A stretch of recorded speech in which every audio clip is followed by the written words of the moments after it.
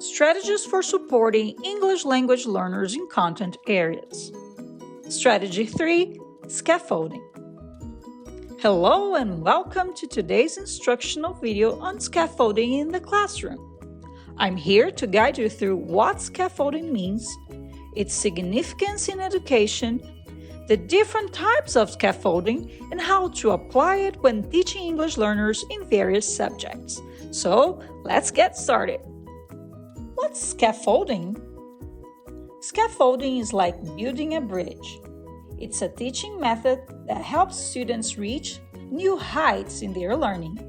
Like construction workers use scaffolding to reach higher points in a building. Imagine your students as they learn, like workers climbing a ladder. Scaffolding provides support, guidance, and assistance to help students progress from where they are to where they need to be. Importance of scaffolding. Scaffolding is crucial because it caters to students' individual needs.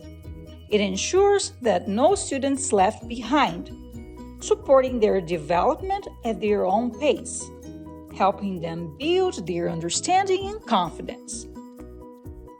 Imagine that your classroom is a swimming pool and all your students need access to the learning pool. Drowning is not an option. Not all students in our classrooms are proficient swimmers in the learning pool yet. Not proficient students require substantial support to swim in the pool. They can't keep their head above water without help. They are learning to put their eyes in and blow bubbles. Not yet mastered foundation skills, and they need an adult with them at all times. So, they need support in learning grade level content. What does a life jacket, noodle, kickboard, or floaties look like in the learning pool? Well, students who are approaching proficiency require scaffolding to swim in the pool. They can stay afloat, but it takes major effort. They probably must wear a flotation device. They are learning to refine their emotions and build their skills and strength. That being said, instructional scaffolding is a process through which a teacher adds support for students in order to improve and aid in the mastery of tasks. The teacher does this by systematically building on students' experiences and knowledge as they are learning new skills. These supports are temporary and adjustable, like the scaffold in the picture and the life jacket and floaties in the pool. As students master the assigned tasks, the supports are gradually removed. Scaffolding is most useful for teaching new tasks or strategies with multiple steps. Any student at any grade level, including high school, can benefit from instructional scaffolding. Scaffolding can be applied to any task. Also, it encourages student engagement, motivation, and independence, which are vital for their growth. There are different types of scaffolding. 1. Content. For this type of scaffolding, the teacher selects content that's not too difficult or unfamiliar for students learning a new skill. Doing so allows students to focus on the skill being taught without getting lost in the content. Examples of content scaffolding are text-to-speech, Google Translator, chunk information, activate prior knowledge, front-load vocabulary, videos, hands-on experiences, and infographics. 2. Materials or tools. Material scaffolding involves using written prompts or cues to help the students perform a task or use a strategy. This may take the form of cue sheets or guided examples that list the steps necessary to perform a task. Students can use these as a reference to reduce confusion and frustration. Ideally, the prompts and cues should be phased out over time as students master the steps of the task or strategy.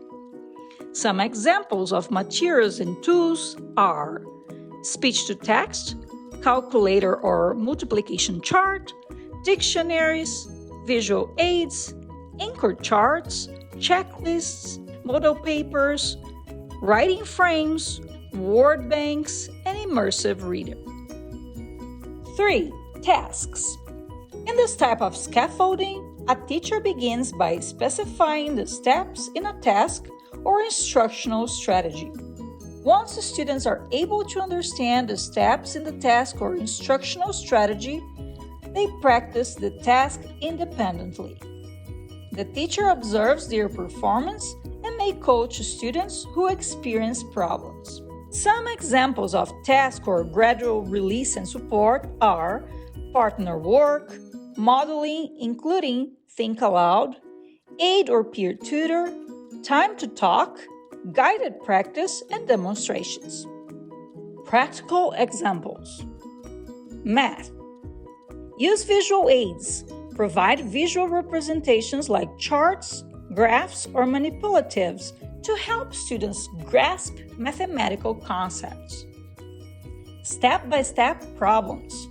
Break down complex problems into smaller, manageable steps, guiding students through each step before they tackle the whole problem independently. Real-life examples. Relate math concepts to real-life situations, making it more relatable and understandable for students. Language arts. Reading comprehension. Provide guided reading exercise with questions to check comprehension.